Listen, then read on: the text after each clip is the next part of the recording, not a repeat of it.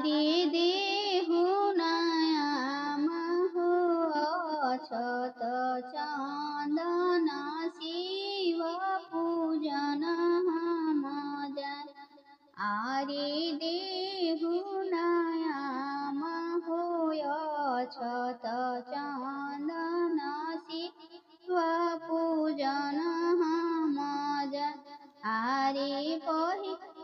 आरे पहिला मंगन हम शिवजी से मांगिला शिवजी जे दर्शन दे।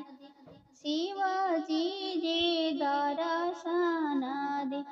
अरे राजा दशरथ ऐसन ससुर मांगिला रानी हो कौशल्या ऐसन सास।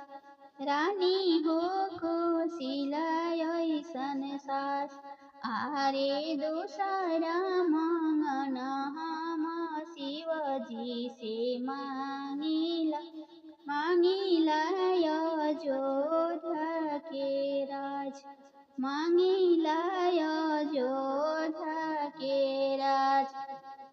आरे तीसरा मंगन हम शिवजी से मांगिला शिवजी जे दर्शन दे।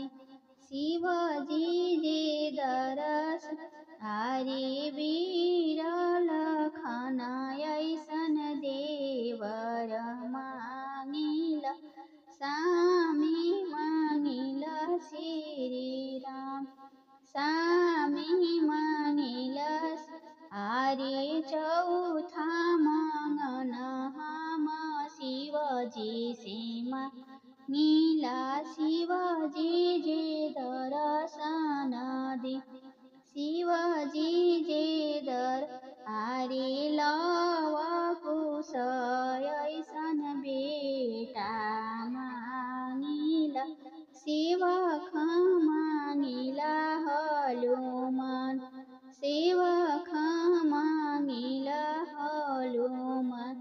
आरे पांचवा मंगन हम शिवजी से मांगिला शिवजी जे दर्शन दे। आरे अपना के मांगिला अवध सिंहरवा जन्म जन्म ए हवा। जन्म जन्म